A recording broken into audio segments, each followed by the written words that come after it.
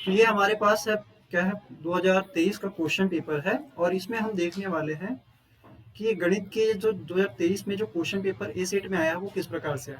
अगर ये बन जाएगा हमसे तो निश्चित तौर पे आपके जो आने वाले 2024 में क्वेश्चन पेपर है वो पूरी तरह से बन जाएगा। ठीक है, दिख रहा है। अब यहाँ पे देखिए, अब बेटा यहाँ पे पहले से इंस्ट्रक्शन दे रखा है, उसको ध्यान से देखना। यहाँ पे आपको ग्राफ पेपर मिलेंगे। ठीक है, ग्राफ पेपर रिक्वायर्ड है, कैलकुलेटर का आप प्रयोग नहीं कर सकते। प्रश्न जो क्रमांक 1 में 3 भागों में बांटा गया है, अ ब स करके, तो इसको ध्यान रखना कि आपको 3 भागों में 5-5 नंबर के क्वेश्चन मिलेंगे। ठीक है, और वही बात करते हैं कहा कि क्वेश्चन नंबर 2 से लेकर 6 तक अति लघु उत्तरीय 2 अंक के क्वेश्चन है और यहाँ पे टोटल आपके पास 18 क्वेश्चन है ऐसे करके। तो पहले हम यहाँ पे इसको देखते हैं कि प्रश्न 1 में खंड अ में क्या क्या सही विकल्प में आया हुआ है, और इसी तरह से आपके 2024 में क्वेश्चन पेपर आने वाला है, तो कुछ सॉल्व भी करेंगे यहीं पे। तो आपको पूरे वीडियो के अंत तक बने रहना है। और मेरा नाम है नोहर और मैं तराश इंस्टीट्यूट में as a faculty of maths पढ़ाता हूँ बच्चों को, तो मैं आपको अच्छे से गाइड कर सकता हूँ। तो इस पूरे वीडियो को ध्यान से देखिएगा सभी बच्चे, और इस वीडियो को अगर आपको अच्छा लगेगा तो आप जरूर आगे से शेयर कर देना ताकि अन्य बच्चों की भलाई हो। अब यहाँ पे हम क्वेश्चंस को देखते हैं क्या क्या क्वेश्चन हमारे सामने आता है। तो 2023 में ये जो क्वेश्चन पेपर हम देख रहे हैं तो इसमें दिया है बेटा यहाँ पे त्रिकोणमिति से। अब यहाँ पे जब भी कुछ ऐसा दिखाई देता है तो ये पूरक कोण वाले क्वेश्चन है। पूरक कोण वाले में क्या होता है कि साइन कॉस में चेंज हो जाता है और कॉस साइन में। तो साइन किस में चेंज होता है? साइन थीटा का मतलब होता है कॉस 90 माइनस थीटा, 90 माइनस। अब जैसे ही साइन 45 को बदलोगे 90 माइनस 45 तो कॉस 45 बन जाएगा, है ना। साइन को क्या लिख सकते हो? Cos 90 minus 45। और जैसे ही दोनों सेम सेम हो जाएंगे तो दोनों कट के क्या बनेंगे? तो ऑप्शन नंबर 1 यहाँ पे करेक्ट आंसर है। ठीक है, और वैसे ही हम यहाँ पे बात करते हैं किसका? अगले क्वेश्चन का। देख रहे हो आप क्या दिख रहा है यहाँ पे? क्वेश्चन हमारे पास यहाँ पे है कि निम्नलिखित निकाय का अद्वितीय हल होगा। अद्वितीय हल कब होता है बेटा? अगर ये इनके आप अनुपातों का, इनके गुणांकों के अनुपातों को अगर इस प्रकार से लोगे, इसमें कोई भी हल नहीं होगा। ये जो पहला वाला ऑप्शन दिया है इसमें कोई भी हल नहीं होगा और इसमें अंततः अनेक हल होंगे। क्या होंगे? और इसमें होगा बेटा अद्वितीय हल।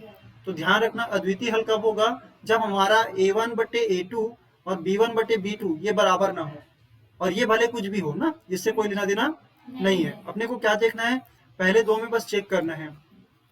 ठीक है, तो इस वाले में क्या होगा?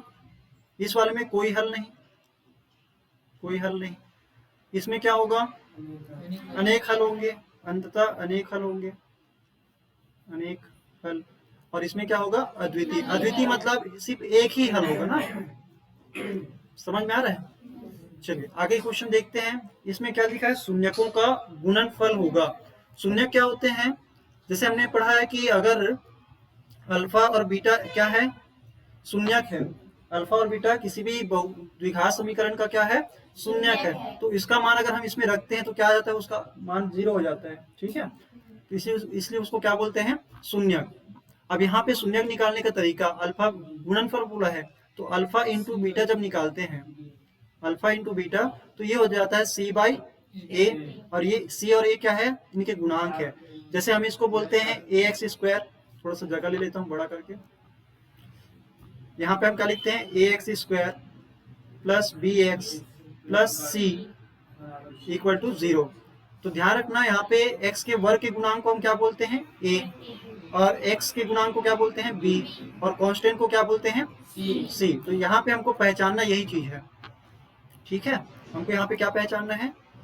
यही चीज पहचानना है। यहाँ पे a बराबर है 4, b बराबर है 4 करनी 3 और c बराबर यहाँ पे 3 है। तो अगर आपने अल्फा इंटू बीटा, देखो ये आपको गुणनफल पूछा ना बेटा, तो अल्फा इंटू बीटा यानी कि c/a निकालना है। क्लियर है? अब यहाँ पे क्या करोगे? ये c है आपका 3 और a क्या है? 4। तो यहाँ पे 3/4 क्या है? करेक्ट आंसर है। ठीक है, क्या b क्यों आएगा? c/a करेंगे ना भाई।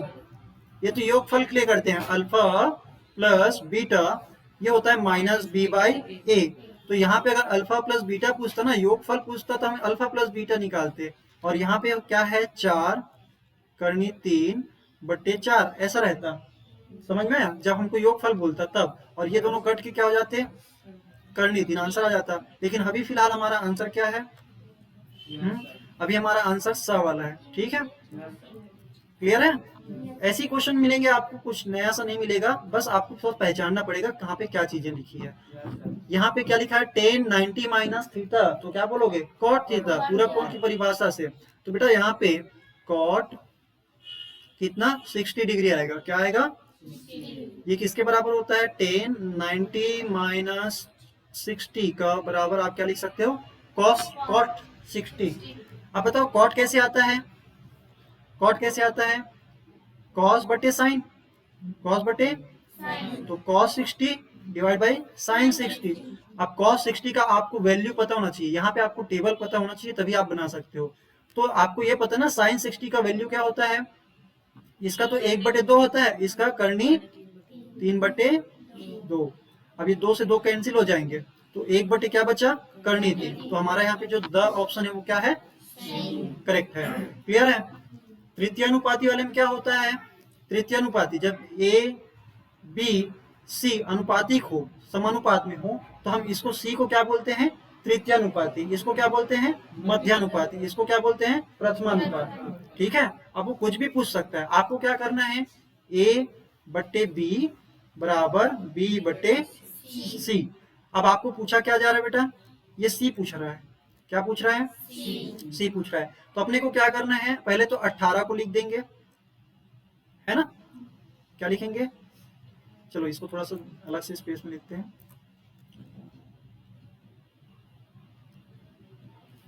यहां पे हम क्या लिखेंगे? 18 बटे क्या करेंगे? यहाँ पे बी, ये बी है ना ये, ठीक है। 6 क्या है? बी है। और यहाँ पे फिर 6 बटे क्या लिखेंगे? सी। तो 6 तिया 18, 6 तिया 18। अब यहाँ पे मैं देखती हूँ, 6 तिया 18 हो गया। अब सी उधर जाएगा तो 3c हो जाएगा। क्या होगा बेटा? यहाँ पे बेटा क्या होगा? इधर 3 है, सी उधर जाके क्या हो जाएगा? मल्टीप्लाई में। तो यहाँ पे क्या आ गया? इधर 6, तो सी बराबर क्या हो गया? 6/3। तो ये क्या हो जाएगा? 2। तो यहाँ पे 2 जो है हमारा क्या है? करेक्ट आंसर है। बात आया समझ में? कोई दिक्कत नहीं? चलिए ठीक है। अब यहाँ पे बात करते हैं रिक्त स्थान। देखो 5 क्वेश्चन हमारे हैं, इसी प्रकार से मिलेंगे आपको। त्रिकोणमिति के ज्यादा क्वेश्चन है, और वही एक चर का, 2 चर का रैखिक समीकरण है, युगपत समीकरण के बारे में बात करें, और एक यहाँ पे द्विघात समीकरण के बारे में दिया है। समझ में आया? 2 तो त्रिकोणमिति में मिल गए, और एक अनुपात समानुपात में मिला है कि नहीं? तो इसी प्रकार से आपको क्वेश्चन पेपर आता है। अब यहाँ पे देखिए क्वेश्चन नंबर पहला का खंड ब देख रहे हैं, रिक्त स्थान फिल इन द ब्लैंक्स देख रहे हैं। यहाँ पे क्या दिख रहा है कि रेखा क्या दिया है बेटा? 4 करनी 3x माइनस 2y प्लस क्या लिखा है? 5 दिया ना, बराबर क्या दिया है? 0। अब बताओ इसको जब आप सॉल्व करोगे तो सबसे पहले तो आपको रेखा का प्रवणता निकालने के लिए, क्या निकालने के लिए? प्रवणता। आपको यहाँ पे देखना, ध्यान रखना क्या करना पड़ता है। सबसे पहले एक रेखा का सूत्र क्या होता है बेटा? जो नॉर्मल क्या होता है? y बराबर mx प्लस c, ये होता है। अब यहाँ पे m क्या है? प्रवणता है। m क्या है? तो सबसे पहले मैं इसको लिख लेता हूँ, इसको सॉल्व करते हैं। क्या लिखा है यहाँ पे? 4 करनी ना 4√3x, और फिर क्या दिया है? -2y और प्लस 5 इक्वल टू, सबसे पहले हमको y को एक साइड करना है, क्योंकि y क्या है? एक साइड है ना पूरा, तो मुझे y को क्या करना है? उधर भेजना है। तो मैं क्या लिखूंगा? 4√3x और प्लस 5 इक्वल टू क्या लिखेंगे? क्या लिखेंगे जी? 2y, है ना? या ऐसा भी लिख सकते हैं ना, 2y बराबर 4√3, है ना, और x प्लस 5। अब यहाँ पे ध्यान रखना बेटा, y के साथ कुछ है क्या? नहीं, तो मुझे y के साथ कुछ नहीं रखना है। तो डिवाइड किससे करेंगे? 2 से। तो दोनों साइड 2 से डिवाइड करेंगे, तो यहाँ पे क्या हो जाएगा? बटे 2, ये कट जाएगा, है कि नहीं? तो यहाँ पे हम क्या लिखेंगे? y equal to 4√3 divide by 2x, और यहाँ पे 5/2। तो यहाँ पे 2 से कट जाएगा ना, ये कितने बार में? 2 बार में। तो बताओ 2√3x प्लस 5/2 2। अब बेटा मुझे यहाँ पे m क्या कहलाता है, यहाँ पे प्रवणता, तो यहाँ पे प्रवणता क्या निकल आया, x गुणांक को ही प्रवणता बोलते हैं, तो प्रवणता यहाँ पे क्या निकल आया 2√3। समझ में आया कि नहीं आया, कैसे किया मैंने। चलिए अब आगे बढ़ते हैं।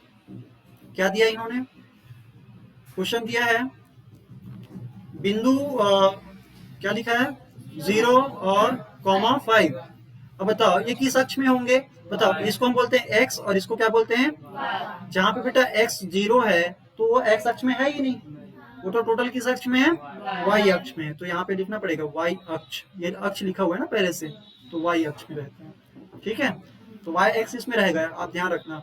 अब क्या दिया है थर्ड, इन्होंने बोला है किसी व्यक्ति के सभी साधनों से प्राप्त आय पर जो कर लगाया जाता है, क्या लगाया जाता है, कर। कर कैसे, तो इसको आयकर बोलते हैं, क्या बोलते हैं, अभी तो ये आपको याद रखने वाली चीज थी। और एक चीज और आता है, क्या आता है क्वेश्चन में कि पैन कार्ड अनिवार्य होता है, बैंक खाता खुलवाने के लिए क्या अनिवार्य होता है, पैन कार्ड, ये क्वेश्चन आता है बेटा। पैन कार्ड, पैन कार्ड मतलब परमानेंट अकाउंट नंबर, स्थायी खाता संख्या।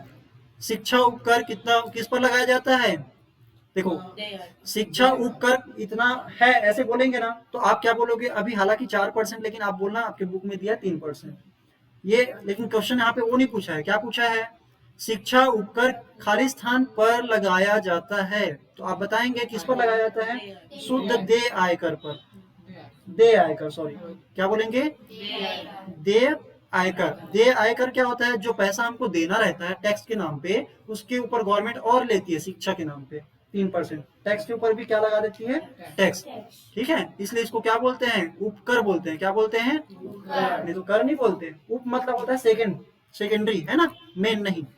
अब वही बात करते हैं बेटा आगे, ये क्या लिखा है, पी अंतर्भाव, क्या लिखा है, क्यू को गणितीय कथन के रूप में कैसे लिखते हैं, कैसे लिखते हैं, बिलोंग्स टू करके लिखते हैं ना, यहाँ पे क्या लिखा है, इम्प्लाइज, इसको देखते हैं बाद में, ठीक है, यहाँ पे कुछ मिस्टेक है।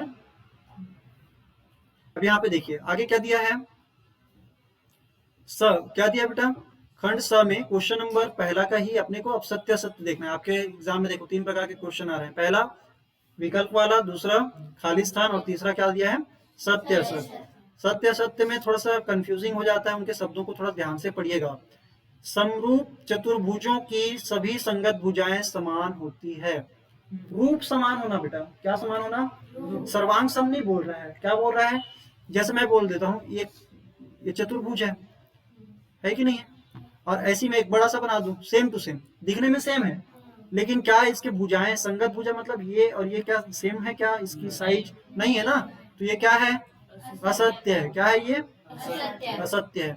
अर्धवृत्त पर बना कोण समकोण होता है, ये तो होता ही है, अर्धवृत्त पर जब हम कोई भी कोण बनाते हैं, मान लीजिए आधा वृत्त बनाते हैं और किसी भी एक पॉइंट पे ले लेते हैं, तो यहाँ पे जो कोण बनता है बेटा, ये क्या बनता है, समकोण। आप कोई सा भी पॉइंट ले सकते हो, है ना, और इन दोनों बिंदुओं को आप जैसे मिलाओगे तो ये हमेशा क्या बनता है, समकोण।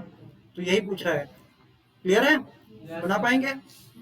चलिए, और यहाँ पे इसको हमने लास्ट टाइम सॉल्व भी किया था, क्या है क्वेश्चन हमारे पास, 1 से 10 तक की संख्याओं का योग कितना है, होता है कि नहीं होता है। इसी के लिए अपन क्या बोलते हैं, अगर n प्राकृतिक संख्याओं का योग निकालना है प्रथम, तो हम क्या बोलते हैं, n+1 डिवाइड बाई 2। ये कब किसके लिए फॉर्मूला है, प्रथम n प्राकृतिक संख्याओं के लिए, किसके लिए, n प्राकृतिक संख्याओं के, प्राकृत ना, ठीक है, योग निकालना बेटा, तो इसके लिए ये क्या है, फॉर्मूला है। अब इसमें क्या लिखोगे आप, 10 तक का जाना है ना आपको, कितने तक का जाना है, तो आप लिखोगे 10 और फिर लिखेंगे 10 + 1 दिया ना इसी में, और बटे क्या करोगे 2, तो क्या हो जाएगा 10 गुना 11 बटे 2, और यहाँ से 2 पंचे 10, 5 11 बार में करोगे तो 55 आएगा कि नहीं आएगा, तो ये क्या है, सत्य है। क्लियर है।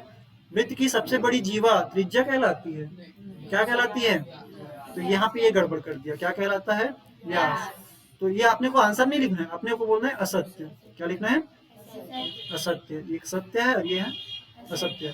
बेलन का वक्र पृष्ठ, बेलन क्या होता है, एक चादर होता है ना, बेलन तो गोल नहीं होता बेटा, ठीक है, बेलन एक चादर होता है जिसको क्या कर दिया गया है, मोड़ दिया गया है, वक्र पृष्ठ जब बोलते हैं तो उसकी सतह को बोलते हैं, और जब संपूर्ण पृष्ठ बोलेंगे तो उसके ऊपर जो लगाया गया ढक्कन है उसको भी हमने शामिल कर लिया है। तो 2πRh होता है कि नहीं होता है? होता है ना। वो एक चादर के क्षेत्रफल के जितना ही होता है। तो एक चादर के क्षेत्रफल में 2πr क्या है? परिधि, और h क्या है? उसकी ऊंचाई। तो ये क्या है? सत्य है। बात समझ में आया? चलो, अब यहाँ पे क्वेश्चन दिया है आपके में, प्रश्न क्रमांक 2। इसमें क्या दिया है? यदि बहुपद, ये दिया है बहुपद, ठीक है। अब इसमें आपको p की जगह में x की जगह में क्या रखना है? पहले 0, और यहाँ पे 1 रख के दो बार आपको हल निकालने हैं। अगर आपने सिर्फ इतने को हल किया 0 रख के, तो जैसे आप 0 की घात 3 रखोगे, फिर -5 x की जगह फिर 0 रखोगे, फिर 6 रखोगे, तो बेटा यहाँ पे तो 0 हो जाएंगे बाकी सारे। तो पहला आंसर क्या आएगा? 6। अब 1 रखोगे तो 1 की घात 3 करने पे क्या आता है? 1। 5 गुना 1 करोगे तो 5 एकम 5, तो 1 -5 + 6, तो 6 और 1 पॉजिटिव है दोनों ना, तो ये 7 हो गए। 7 में 5 कम करोगे कितना आ जाएगा? 2। तो आपको दोनों आंसर निकालने के 2 नंबर है, एक आंसर निकालोगे तो 1 नंबर। बात क्लियर है? चलिए, यहाँ पे क्या दिया? Question number 3। ये आसान है कि नहीं है? है। अब बताओ, ये पूरा कौन वाले तरीके से बन जाएगा? बनेगा कि नहीं बनेगा? मेरे को आंसर पहले से पता है। क्या है पता है? क्या है आपको आंसर? क्या आएगा? 2 आएगा। क्यों 2 आएगा? क्योंकि बेटा कौशिक जो है सेक में बदलता है। कौशिक किस में बदलता है? और सेक किस में बदलता है? कौशिक में। पूरक कोण की परिभाषा से ना। बात समझ में आया? तो इसको क्या लिख सकते हैं? कौशिक 90 माइनस थीटा को लिखेंगे सेक थीटा, और दोनों सेक सेक हो गए तो कट के 1 हो जाएंगे, और वैसे ये कट के 1 हो जाएंगे, तो 1 और 1 कितना हो जाएगा? इजी। चलिए, और आगे क्या दिया है यहाँ पे? ये आंकड़े दिए हैं हमारे पास। क्वेश्चन नंबर 4 हम देख रहे हैं, 2023 का पेपर देख रहे हैं, सेट ए।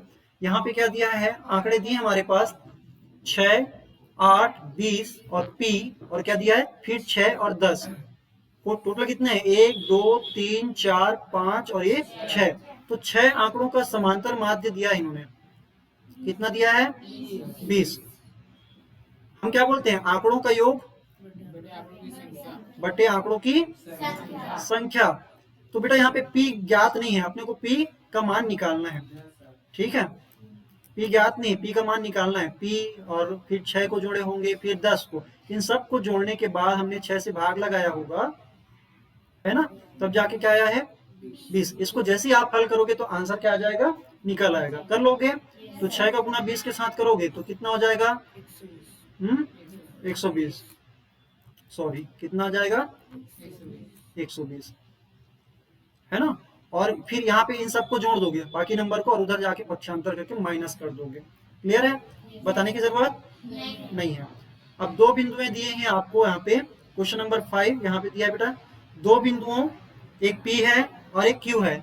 आपको रेखा की क्या निकालनी है? प्रवणता। तो प्रवणता निकालने के लिए हम क्या कैसे बोलते हैं? y2 minus y1 divide by x2 minus x1। अब यहाँ पे ये क्या है? ये x1 है और ये x2 है। आप पहले वाले को x1 मान लेना, अगले वाले को x2। ये क्या है? y1 है और ये y2 है। कर लोगे y2 माइनस y1, मतलब 7 में 1 कम करोगे कितना आ जाएगा? 6, और ये 5 में 2 कम करोगे कितना आ जाएगा? 3। मैंने तो निकाल दिया यहाँ पे, है ना। तो इस प्रकार से आपको निकालने 2 नंबर आपको इसके मिलेंगे। क्लियर है? चलो थोड़ा सा जूम आउट करके देखते हैं अब आगे क्या क्वेश्चन दिया है। क्वेश्चन नंबर हमने 5 तक का देख लिया है। क्वेश्चन नंबर 6 पर आते हैं। क्या दिया है क्वेश्चन नंबर 6? देखिए ध्यान से, क्या दिया है? यदि किसी समांतर श्रेणी का प्रथम पद, यानी कि ए दिया बेटा यहाँ पे, ए बराबर क्या दिया है? सर्वांतर। डी बराबर क्या दिया है? -2, है ना, ध्यान से पढ़ना है यहाँ पे। ठीक है, तो आपको 8वां पद निकालना है। कौन सा पद निकालना है? निकाल सकते हो। तो किसी भी समांतर श्रेणी का nवां पद निकालने के लिए Tn बराबर a प्लस ब्रैकेट में n-1 और इंटू डी करते हैं ना, तो यहाँ पे आप इसकी वैल्यू को रखोगे तो इसका आंसर निकल आएगा। निकाल लोगे? कैसे निकालेंगे? यहाँ पे a की जगह रखेंगे 9 प्लस n की जगह हम क्या रखेंगे? ये तो दिया है 8। 8 क्या है? nवां, यानी कि n मतलब नंबर ऑफ टर्म्स, है ना, कौन सा नंबर है। तो यहाँ पे लिखेंगे 8 माइनस करेंगे 1, और डी की जगह हम क्या लिखेंगे बेटा? यहाँ पे जब भी आप -2 लिखते तो उसको ब्रैकेट में लिखिए, क्योंकि गुना हो रहा है ना। माइनस कर बस लिख दोगे तो घटाने के जैसा दिखाई देगा, तो इसलिए हम इसको क्या करते हैं? ब्रैकेट में। अब 8 में 1 कम करोगे 7, 7 गुना 2 करोगे 14 माइनस 14, तो 9 माइनस 14 कितना हो जाएगा? -5। ठीक है, -5 हो जाएगा और ये आपका आंसर निकल आएगा इसका। क्वेश्चन नंबर 7 देखिए यहाँ पे 3 नंबर के लिए पूछा जा रहा है ना। अब जो क्वेश्चन आ रहा है, अब इसके बाद क्या है 3 नंबर, क्वेश्चन नंबर 7 से। अब देखिए क्या है क्वेश्चन।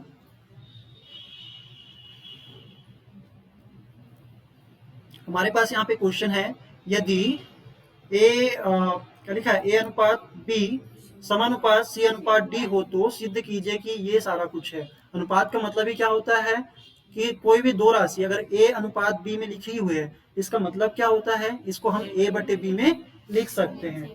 और ये सिंपलेस्ट फॉर्म होता है बेटा। जैसे मैं लिख देता हूँ, अगर मान लीजिए इसको आप के लिख दोगे ना, तो भी यहाँ पे कोई आंसर क्या होगा, फर्क नहीं पड़ेगा। इसलिए यहाँ पे हम क्या करेंगे, ए बटे बी बराबर सी बटे बी। जब दो अनुपात सेम समान हो ना, तो उसको हम क्या बोलते हैं, समानुपात बोलते हैं। तो इसको हम इस प्रकार से लिखते हैं, और इसको हम क्या मान लेंगे, के मान लो, एच मान लो, जो भी मानना है। अब ए के बराबर क्या लिख दोगे, पहले इसको और इसको लोगे तो क्या हो जाएगा, बी के। ए बराबर क्या हो जाएगा, ये बी इसके साथ गुना होगा ना, तो ए बराबर क्या हो जाएगा, बी के, और सी बराबर क्या हो जाएगा, डी के, डी के साथ, है ना।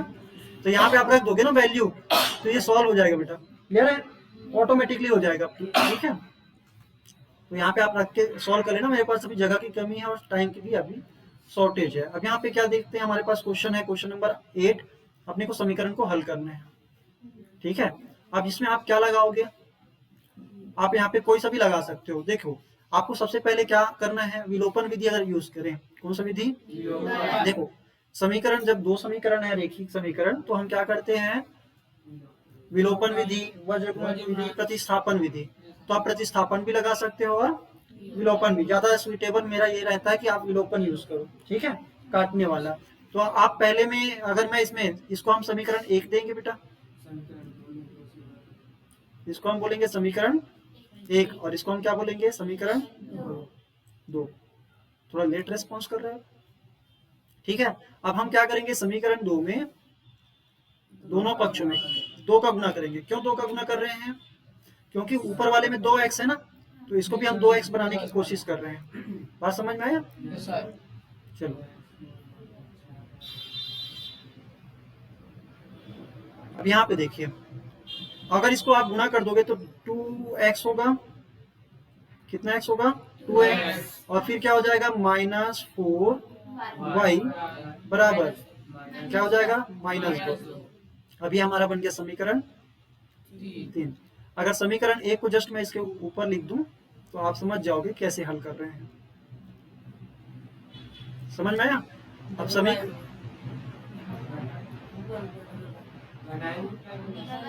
डबल वाई हो गया, चलो इसको आप इग्नोर कर लो ना, ठीक है। अब ये सिंगल वाई है, मिटाने का भी इसमें काम नहीं कर रहा है। तो यहाँ पे बताइए, 2x कट जाएगा, अगर इसमें माइनस करोगे तो ये प्लस बन जाएगा, और ये माइनस है तो ये प्लस बन जाएगा। तो ये 2x कैंसिल हो जाएगा।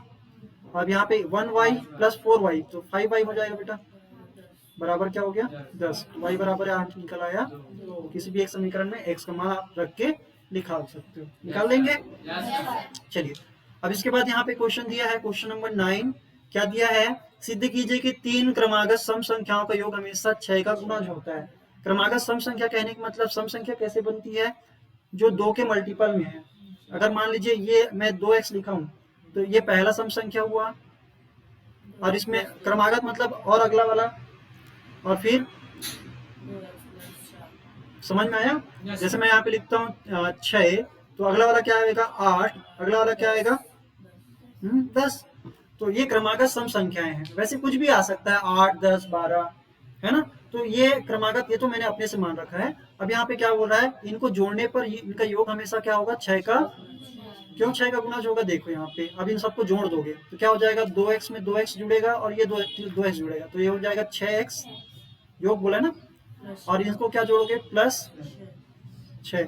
अब यहाँ पे देखो 6 कॉमन निकल जाएगा, है ना, और यहाँ पे आप किसी भी नंबर को यहाँ पे रख दो x की जगह में, वो हमेशा 6 का पहाड़े में आएगा ही आएगा, क्योंकि यहाँ पे 6 गुना में हो रहा है ना। तो लास्ट में आप निष्कर्ष लिख सकते हो, अतः किन्हीं 3 क्रमागत सम संख्याओं का योग हमेशा 6 का गुणज होता है। ठीक है, माना 3 क्रमागत सम संख्याएं इस प्रकार से लिखी जा सकती है। ऐसे करके आप शुरू करेंगे और फिर इसको हल करते हुए अतः इनका ये आता है जो कि 6 का गुणज है ना। 6 का क्या है गुणज। 6 का मतलब 6 इनका गुणज है, तो इसलिए आप क्या बोल सकते हो 6 का ये गुणज ही होगा जो आंसर आएगा उसका। अब यहाँ पे इन्होंने क्या बोला है क्वेश्चन नंबर 10, ये 3 नंबर के लिए आया बेटा। क्या बोला है यहाँ पे 6 सेंटीमीटर व्यास वाले, मतलब त्रिज्या कितनी आधी होगी ना, त्रिज्या 3 होगी। अर्धगोले का आयतन, अर्धगोले का आयतन पूरे गोले का आयतन क्या होता है 4/3 पाई आर क्यूब होता है। तो आधे का क्या होता है 2/3, 4 आधा हो जाता है ना पाई आर। अब आपको यहाँ पे आर बराबर निकल गया, कितना दिया है यहाँ पे 3। कैसे निकला, आप इस 6 को आधा किए हो ना, यहाँ पे रख दोगे वैल्यू तो निकल आएगा। कर लोगे? चलो अब इसको थोड़ा जूम आउट करते हैं और आगे बढ़ते हैं। इस पूरे क्वेश्चन को अगर आपने बना लिया बहुत जल्दी जल्दी, क्योंकि मैं तो पूरा क्वेश्चन डील कर रहा हूँ, आप अगर खुद से बनाओगे तो आपको 3 घंटे से ज्यादा नहीं लगना चाहिए, क्योंकि मैथ्स है। अगर आपसे बनता होगा तो आप फास्ट बनाएंगे तो जल्दी से आपका रीचेक करने के लिए समय बचेगा बेटा। आखिरी में, इस वीडियो के आखिरी में हम यहाँ पे ये भी डिस्कस करेंगे कि आंसर शीट दिखता कैसा है बच्चा, ठीक है। एक बेलन दिया है यहाँ पे, क्वेश्चन नंबर 11 देखते हैं। एक बेलन का आयतन दिया है यहाँ पे और ऊंचाई दी है। बेलन का वक्र पृष्ठ निकालना है। बेलन अभी पहले पढ़े ना, उसके ऊपर जस्ट इनका फॉर्मूला दे रखा है ना 2 पाई आर। ये ऊंचाई दे रखा है 20 और ये आयतन दे रखा है। तो बेलन का आयतन क्या होता है पाई आर स्क्वायर, जहाँ पे पाई आर स्क्वायर क्या है आधार का क्षेत्रफल और एच क्या है उसकी। तो बेलन का आयतन अगर निकालते हैं तो ये हमारा फॉर्मूला है। अब इसमें आपने एच पता है, आर पता है क्या बेटा, नहीं, वही निकालना है हमको। यहाँ पे इस फॉर्मूले का मान निकालना है, तो सबसे पहला काम क्या करना पड़ेगा, इस फॉर्मूले की सहायता से मुझे आर निकालना पड़ेगा। क्या निकालना पड़ेगा, निकाल लोगे? चलो इसको मैं डील नहीं कर रहा हूँ, आप बना सकते हो। यहाँ पे क्या दिया है, एक शंक्वाकार कप, मतलब शंकु के आकार का कोई कप है जिसके आधार, आधार मतलब वृत्ताकार होता है बेटा।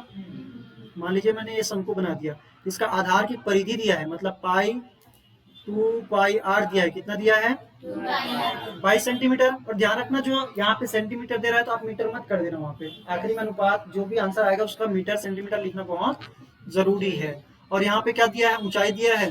कितना दिया है, ये ऊंचाई कौन सी ऊंचाई है, ये वाली ऊंचाई है ना, तिर्यक ऊंचाई बोलता है तो ये वाली ऊंचाई स्लैंट हाइट ऊंचाई को हम यहाँ पे h से शो करते हैं, जो कि कितनी है 6 के बराबर है, ठीक है। तो यहाँ पे अधिकतम कितना पानी रखा जा सकता है, तो सबसे पहले मुझे यहाँ पे आर पता करना पड़ेगा। देखो कितना पानी आ सकता है, तो हमको इसमें आयतन निकालने की बात कर रहा है। क्या निकालने के लिए, तो हम इसका आयतन कैसे निकालते हैं 1/3 पाई आर स्क्वायर। हाँ, हम जानते हैं कि जो बेलन का आयतन का तीसरा भाग क्या होता है, एक शंकु का आयतन होता है। तो बेलन का आयतन क्या होता है पाई आर स्क्वायर एच।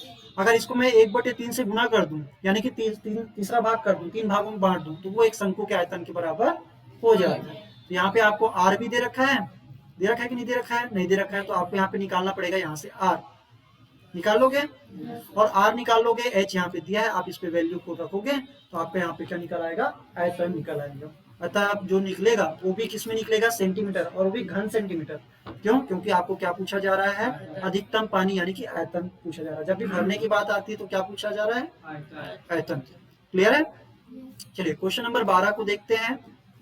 12 में क्या दिया है बेटा, यहाँ पे बहुलक निकालना है। क्या निकालना है, बहुलक। बहुलक निकालने के लिए आप बताइए, ये आपको कौन सा वाला दिया है, वर्गांतर खंड है ना, वर्गांतर दिया है 0 से 10, 10 से 20, 20 से 30 और ये इस तरह से 60 से 70 तक गया है। जब भी बहुलक निकालने की बारी आती है तो हम क्या करते हैं, हम देखते हैं अधिकतम किसमें आवृत्ति, बहुलक मतलब जिसकी आवृत्ति सबसे अधिक बार आई हो।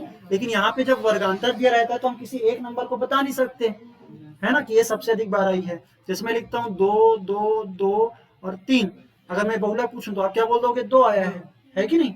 लेकिन यहाँ पे तो ऐसा कुछ है नहीं, यहाँ पे अंतराल वाला है, तो इसलिए हम सबसे अधिक वाला देखते हैं। सबसे अधिक क्या है यहाँ पे, और उसके पहले वाला, उसके बाद वाला 15। तो हमको इन 3 चीजों से काम है। इसको हम बोलते हैं F0, सॉरी F1। क्या बोलते हैं, F1। इसको हम बोलते हैं F1, इसके पहले को बोलते हैं F0 और इसके बाद को बोलते हैं F2। ठीक है, अब ये F1 से ये हमारा क्या मिल गया, बहुलक वर्ग। क्या मिल गया, तो ये हमारा L1 कहलाता है 40 और ये L2 कहलाएगा 50। समझ में आया। हमारा फॉर्मूला है क्या है बेटा, बहुलक बराबर बहुलक निकालते हैं Z बराबर मतलब मोड MO बराबर L1 क्या लिखते हो, F1 minus F0 divide by 2F1 minus F0 minus F2 into H करते हैं ना, या यहाँ पे L2 माइनस L1 भी कर सकते हो, कोई दिक्कत। हाइट है ना, क्लास हाइट, ठीक है, इसको H से शो करते हैं। तो यहाँ पे L2 माइनस L1, आप यहाँ पे वैल्यू को रखोगे, ये सारा वैल्यू मैंने बता दिया।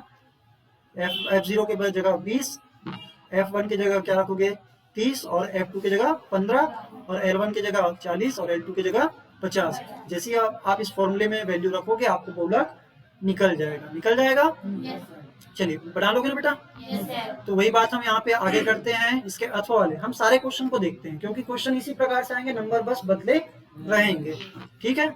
माध्यिका देखिए, माध्यिका निकालने के लिए यहाँ पे भी क्या दिया है, वर्ग वाला दिया है। तो वर्ग वाला दिया रहता है तो क्या करते हैं, माध्यिका निकालने के लिए हमारा फॉर्मूला है मीडियन बराबर L1 plus n/2 minus CF बटे F इंटू H, यानी कि L2 माइनस, यहाँ पे कई बच्चे H करते हैं इस ब्रैकेट के जगह में। तो यहाँ पे मुझे n/2 निकालना है, तो पहले मुझे निकालनी पड़ेगी संचयी आवृत्ति CF। क्या निकालनी पड़ेगा, आप इसको जैसे ही कॉलम में बनाओगे तो CF निकलेगा। देखो ये आपका X है, ये आपका F है आवृत्ति, और CF कैसे निकालते हैं, पहले 8 को लिखोगे, फिर 8 और 30 को जोड़ोगे क्या हो जाएगा 38, फिर 38 में 40 को जोड़ोगे क्या हो जाएगा, हाँ 78 हो जाएगा। क्या हो जाएगा 78, फिर 78 में 9 जोड़ोगे कितना आएगा 87 है ना, और ये फिर हो जाएगा 94, फिर क्या हो जाएगा 100। समझ में आया। अब यहाँ पे क्या करो बेटा, n/2 करोगे, यहाँ पे n बराबर क्या निकला 100, टोटल ना, टोटल ऑफ फ्रीक्वेंसी, सभी आवृत्तियों को जोड़ने के बाद जो आता है उसको हम क्या बोलते हैं, आंकड़ों का यहाँ पे योग बोलेंगे ना, यही तो आंकड़ों का योग है। समझ में आया। तो इसको हम क्या करेंगे आधा, क्योंकि हमको माध्यिका निकालना है। माध्यिका क्या बोलता है, मिडिल मोस्ट वैल्यू, जो सबसे बीच में आता है ना। किसी भी आंकड़ों को बढ़ते या घटते क्रम में अरेंज करने पे जो सबसे बीच में आता है उसको हम क्या बोलते हैं, माध्यिका। तो माध्यिका निकालने के लिए हम बटे 2 कर रहे हैं। क्या कर रहे हैं, बटे 2। अब यहाँ पे 100 का बटे 2 करोगे तो कितना हो जाएगा 50। 50 किसके अंतर्गत आता है, 78 के अंतर्गत, 38 के बाहर पार की बात है ना। तो हमारा ये माध्यिका वर्ग कहलाएगा। क्या कहलाएगा ये, जैसे ऊपर में बहुलक वर्ग निकाले थे। अब इस माध्यिका वर्ग में हमारा L1 क्या बेटा, यहाँ पे 20, L2 क्या है हमारा 30 है ना।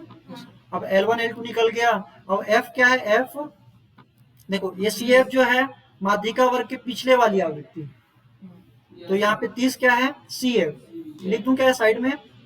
L1 हमारा यहाँ पे क्या है 20, L2 क्या है 30 और CF क्या है, N यहाँ पे लिखा ना, CF क्या है 30, 38 नहीं बेटा, माध्यिका वर्ग की पहले वाली आवृत्ति, संचयी आवृत्ति, सॉरी हाँ 38 लिखेंगे। क्या लिखेंगे 38, माध्यिका वर्ग की पहले वाली संचयी आवृत्ति। CF निकाल रहे हैं ना, इसलिए तो यहाँ पे CF लिखे। सॉरी मैंने सही बोल रखा था, गलत बोल रखा था, अभी सही किया मैंने कि यहाँ पे क्या करना है आपको, CF पहले वाले CF को लेना है। अभी हमारा जो है ना n/2 में, यानी कि 100 में से आधा करेंगे तो कितना आ जाता है 50।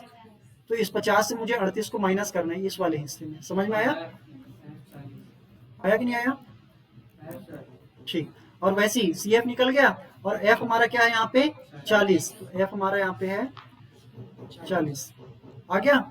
और L2 माइनस L1 निकाल लोगे 10 है ना, 30 में 20 कम करोगे क्या आ जाएगा 10। तो जैसे ही आप इस पूरे में ये वैल्यू रख दोगे तो आपका आंसर निकल के आ जाएगा, ठीक है। मैं पूरा इसलिए सॉल्व नहीं कर रहा हूँ क्योंकि मुझे पूरे क्वेश्चन को कम समय में कवर करना है, क्योंकि एग्जाम में आपको बेटा यहाँ पे पूरा बना के ही देखने हैं। मैं भले ही आपको शॉर्ट में बता रहा हूँ समझाने के लिए, लेकिन आपको क्या करना है पूरा बना के देखना है। मैं छोड़ रहा हूँ जहाँ पे आप उसको पूरा बना के देखिए, आपको सिर्फ हिंट दे रहा हूँ मैं यहाँ पे, क्लियर है। चलो यहाँ पे क्या दिया है, क्वेश्चन नंबर 13। हमारे पास टोटल 18 क्वेश्चन है, जिसमें से हम क्वेश्चन नंबर 13 में आ गए हैं, और मुश्किल से हमको यहाँ पे 1 घंटे भी नहीं हुए हैं। लेकिन मैं तो समझाते हुए कर रहा हूँ ना, अगर मैं खुद बनाता तो स्पीड से बना पाता कि नहीं बना पाता, बना लेता। आप भी बना लेते, आपको किसी को बोलने या समझाने की जरूरत नहीं पड़ती, आप खुद को समझा रहे होते। ठीक है, और क्या दिया यहाँ पे क्वेश्चन नंबर 13, 13 क्वेश्चन क्या दिया है यहाँ पे, उस सरल रेखा का समीकरण निकाले जिसकी प्रवणता दे रखी है, जो बिंदु किससे होकर गुजरती है, 0 3 से, 3 0 से, सॉरी। अब बताओ यहाँ पे x में है ना बेटा, ये y अक्ष तो है ही नहीं, y क्या है ही नहीं। ठीक है, तो बताओ अगर कोई रेखा है, ठीक है, कोई रेखा है जिसमें क्या अक्ष नहीं है, y अक्ष नहीं है, तो यहाँ पे इसका जो है फॉर्मूला क्या होगा, हम लिखते हैं ना y बराबर क्या लिखेंगे, mx प्लस c। ठीक है, और यहाँ पे इसको आप क्या लिखोगे, प्रवणता की जगह लिखोगे 5/3। ठीक है, c क्या लिखोगे, यहाँ पे c लिखा जाता है x से, x अक्ष से कितनी दूरी पे है, तो x अक्ष कितनी दूरी पे है, 3, तो यहाँ पे आप क्या लिखोगे, 3। समझ में आ रहा है, यहाँ पे आप लिखोगे 3, x अक्ष से उस बिंदु की दूरी कहलाती है c, और यहाँ पे m क्या कहलाती है, प्रवणता, जो कि पहले से निकाल के दिया गया है। तो आपको यहाँ पे मान रखना है, और ये सारे आपको समीकरण मिल जाएंगे। कैसे मिलेंगे आपको, x जैसे ax प्लस by प्लस बराबर c, तो ये आपको एक समीकरण बनाना है, रेखा, सरल रेखा का समीकरण निकालना है, तो ये आप इस सरल रेखा के समीकरण पे मान रख सकते हैं। लेकिन ये 4 नंबर के लायक लग रहा है क्या, सब चीज तो दे दिया है ना। चलिए अब यहाँ पे क्या लिखा है, वर्गों की एक भुजा की माप व उनके वर्गों के परिमाप की सारणी प्रदर्शित की गई। आंकड़ों का आलेख बनाना है, क्या बनाना है, आलेख। आलेख मतलब ग्राफ पेपर में आपको शो करना है बेटा यहाँ पे। तो जब भी आप ग्राफ पेपर में शो करोगे तो आपको पेंसिल से ही बनाने हैं। किससे बनाने हैं, पेंसिल से बनाने हैं। और यहाँ पे ये आपको एक्स अक्ष देना है ना, और यहाँ पे ऊपर वाई और नीचे वाई डैश। आप इसको लिए छोटा जगह छोड़ना ना, यहाँ पे 0। अब देखिए हमारा, हम इसको बोलते हैं एक्स अक्ष में लेते हैं, और इसको क्या लेते हैं, वाई अक्ष में। पहले वाले कॉलम को आप एक्स अक्ष में ले लेना। कहाँ तक गया है, 7। तो आप क्या करना, पहले ये तो 0 है पॉइंट वाला, 1 2 3 ऐसे कर करके यहाँ पे आपको 8 तक जाना है। कितना तक जाना है, 8 ठीक है, एक थोड़ा एक्स्ट्रा ले लेना। और उसके बाद यहाँ पे कहाँ तक गया है, 28 तक। 4 की गैप है, क्या है कि नहीं, 4 का गैप है। तो आप यहाँ पे 4 8 ऐसे करके आप टोटल 28 और फिर 32 तक जा सकते हो। कहाँ तक जा सकते हो, और फिर इनको मिलाते हुए, जैसे यहाँ पे मैं 4 ले लेता हूँ, फिर 8 ले लेता हूँ, तो ऐसे आपको पॉइंट बना के इसको इस प्रकार से ग्राफ पेपर में शो करना है।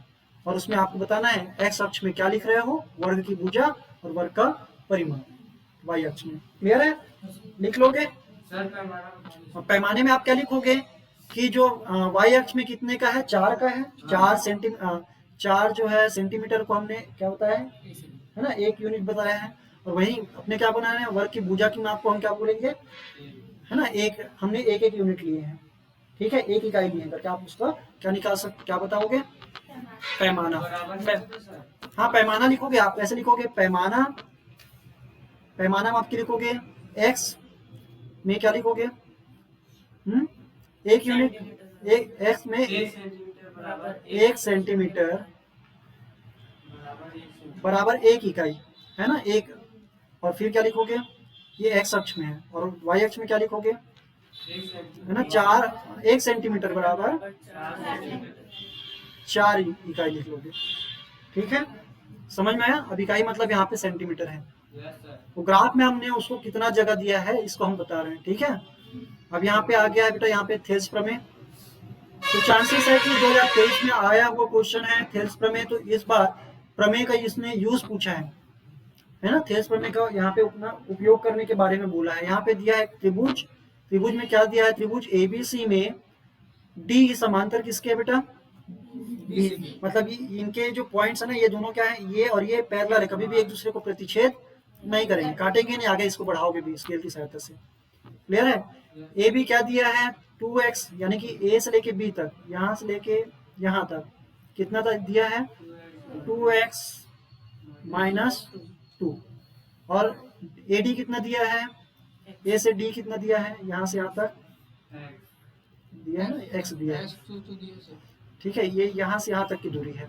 और फिर AC दिया है, मतलब यहाँ से लेके यहाँ तक कितना दिया है 2x + 1, और फिर AE दिया है, कितना दिया है x + 2 AE मतलब यहाँ से यहाँ तक का। क्या लिखोगे x प्लस, आपको x का मान निकालना है। थेल्स प्रमेय क्या बोलता है, थेल्स प्रमेय को आपको लिखना है, पहले प्रमेय लिखना है, क्या बोलेंगे थेल्स प्रमेय, हेडिंग लिख के आपको लिखना है। थेल्स प्रमेय क्या बोलता है कि अगर किसी भी त्रिभुज में एक भुजा के समांतर, है ना, एक भुजा के समांतर खींची गई एक रेखा क्या कहलाती है, किन्हीं दो बिंदुओं पर उस रेखा के अलावा जो है ना, जैसे अपन क्या बोलते हैं, किसी भी त्रिभुज में एक रेखा के समांतर खींची गई इस पर एक और रेखा, अन्य त्रिभुज रेखा, को दो भागों में हाँ, त्रिभुज को दो भागों में विभक्त करती है। अगर इनकी भुजाओं का आप अनुपात ले लें तो क्या हो जाता है, वो बराबर होता है। कैसे बराबर होता है, आप क्या लिखोगे, आप ऊपर लिख लीजिए AD बटे, सॉरी AD बटे, आप ऐसे भी लिख सकते हो AD बटे AB।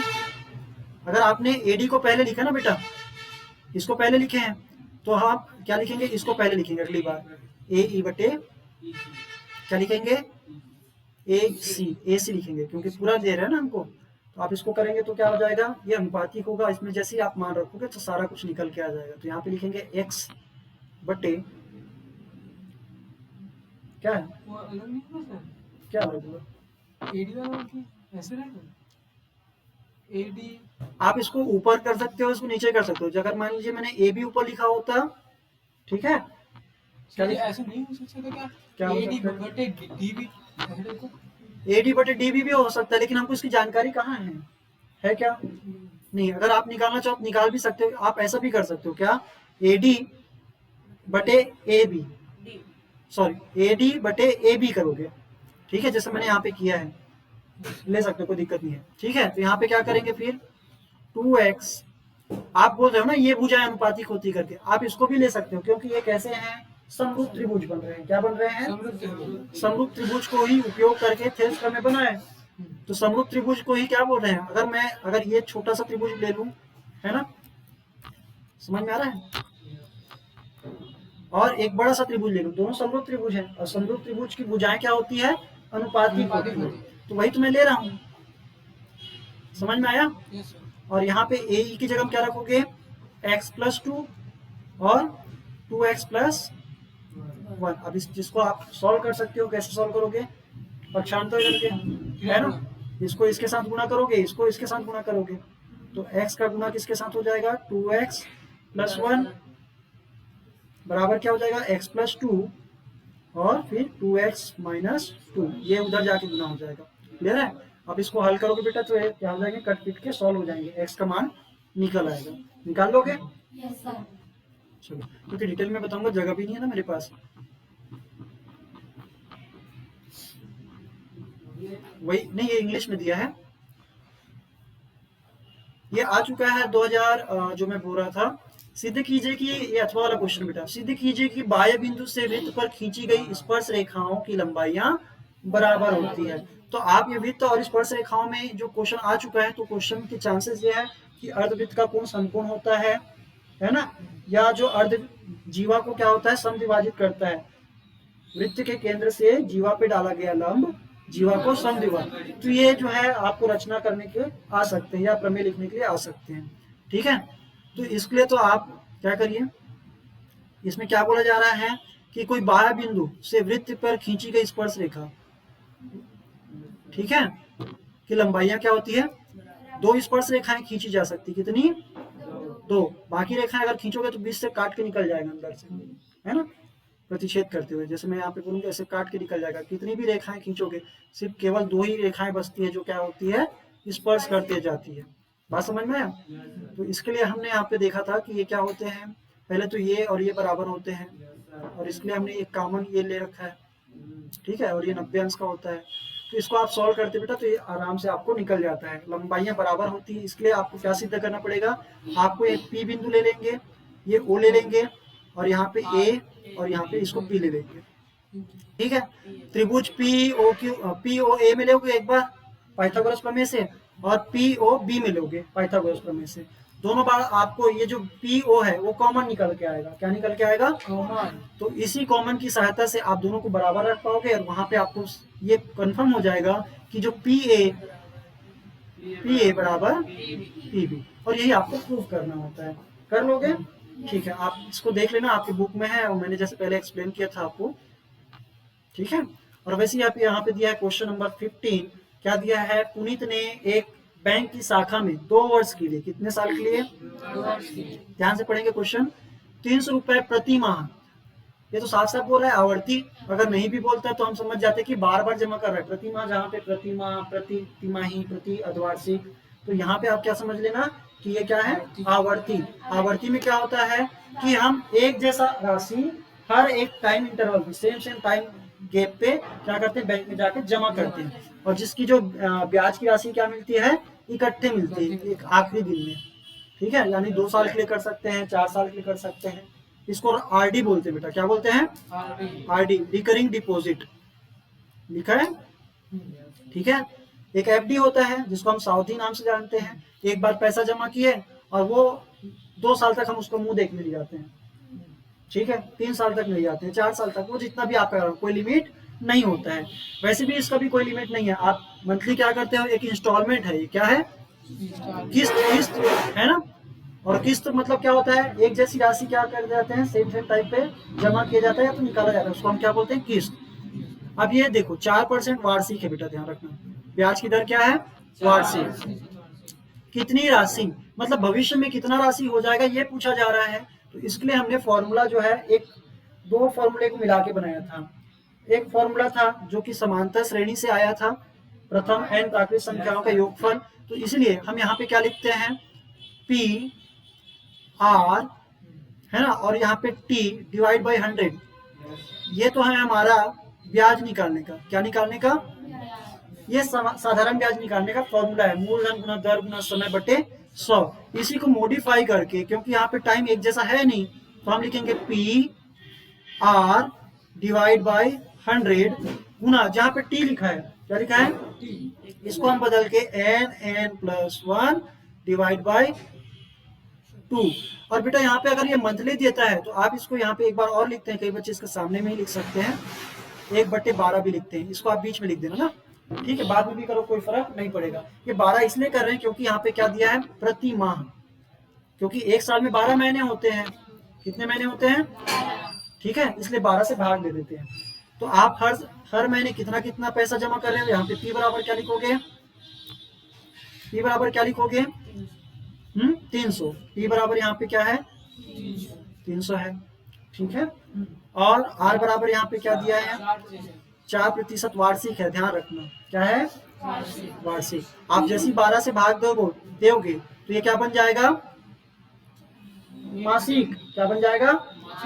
इसलिए नहीं, अभी नहीं करेंगे, इसमें नहीं कुछ करेंगे ना, इसमें डायरेक्टली 4%, इसलिए तो पहले से लिख दिया फॉर्मूले में 12 करके। समझ में आया? क्योंकि बेटा मंथली है।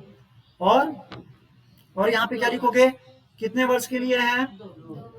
ये बोला ना 2 वर्ष के लिए, तो 2 वर्ष है तो अपन n बराबर क्या लिखेंगे? 2 गुना 12 माह, मतलब टोटल कितने महीने हो जाएंगे?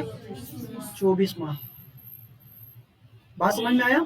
अब इसको जैसे इस फॉर्मूले में रख दोगे तो आपको निकल के आएगा ब्याज। क्या निकल के आएगा? ब्याज। अब बताओ, ब्याज निकला है, लेकिन इसके बाद आपको पूछा क्या है? कितनी धन राशि मिलेगी। तो आपको मिश्र धन पूछा है ना कि ब्याज। तो आप क्या निकालते हो? मिश्र धन बराबर क्या होता है? मूलधन धन ब्याज। तो मूलधन में आप 300 बस मत लिख देना, क्योंकि आपने 300 करके दो साल तक आपने टोटल 24 बार जाके जमा किए हैं। तो 300 गुना 24 करोगे तो मूलधन आएगा, और ब्याज जो इसका निकल के आएगा उसको आप यहाँ पे प्लस करके आंसर निकाल लोगे।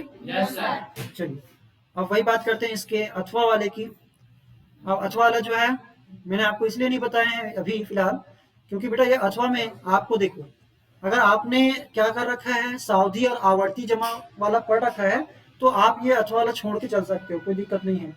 एक कराधान है ना आपके में, टैक्सेशन, तो टैक्सेशन में आप यहाँ पे सिर्फ उसके खाली स्थान को याद कर सकते हो। बाकी जो है आप क्वेश्चन अगर बनाने का आएगा तो कोई ना कोई सावधि या आवर्ती क्वेश्चन जरूर आएंगे।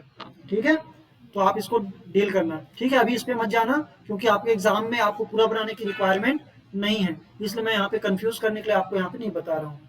ठीक है, इसके लिए हम डिटेल वीडियो आपको कभी और बना के दे देंगे। Okay, yes sir. चलिए इसके बाद इसी का दिया है, क्योंकि इसमें बहुत सारा लेंदी रहता है, बच्चों को पढ़ने में भी दिक्कतें आती है, इसलिए मैं इस क्वेश्चन को जनरली क्या करता हूँ, डिले करता हूँ, छोड़ता हूँ। क्लियर है? चलिए अब यहाँ पे क्या है बेटा, क्वेश्चन नंबर 16, रचना के पद लिखने साथ ही साथ आपको परिगत वृत्त बनाना है। हाईएस्ट इंपॉर्टेंट है ना बेटा यहाँ पे रचना के पद, इसके लिए मैंने अपने यूट्यूब चैनल पे तराश इंस्टीट्यूट पे आपने डाल रखा है। ठीक है, आप देख सकते हो वहाँ पे जाके कि परिगत वृत्त की रचना हम कैसे करते हैं। ठीक है, तो आपको वहाँ पे मिल जाएगा, आप सर्च कर लेना तराश इंस्टीट्यूट में, वहाँ पे आपको परिगत वृत्त की रचना के बारे में डिटेल वीडियो मिल जाएगा। और परिगत वृत्त ही आपको करके जाना है, क्योंकि अंतर्गत वृत्त वाला जो है, अंतर्वृत्त वाला जो है वो कठिन होता है, क्योंकि वहाँ पे सारे भुजाएं टच नहीं होता है, कई बार बाहर निकल जाता है। तो परिगत थोड़ा ज्यादा सिंपल, इसलिए आप परिगत को ही तैयारी करके जाइए। अब यहाँ पे क्या दिया है, त्रिभुज पी क्यू आर, अपने को एक रब बनाना है बेटा। जब भी आप पूरा बनाने से पहले क्या बनाओगे, एक रॉड आएगा, तुरंत उसके साइड में ऊपर कोने में बनाना है, और उसमें क्या लिखोगे, पी क्यू आर, बना दिया। अब P जिसमें क्यू आर मतलब ये वाला कितना है, 6 सेंटीमीटर। Q कितना है, कोण Q कितना दिया है, 65। ठीक है, तो आपको सबसे पहले आधार खींचना है त्रिभुज का। क्यू आर आधार खींचा 6 सेंटीमीटर का, फिर Q से हमने कोण क्या, चांदी की सहायता से 65 डिग्री का, 65 डिग्री का कोण बनाया। ठीक है, और R बनाया। R कहाँ पे है, यहाँ पे R कितना सेंटीमीटर है, 40, सॉरी कितना डिग्री है, 40 डिग्री, और R से हमने 40 अंश का कोण खींचा।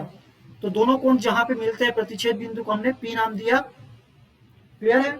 अब दो भुजाओं को लेके आपको क्या खींचना है, लंब सम द्विभाजक। क्या खींचने हैं,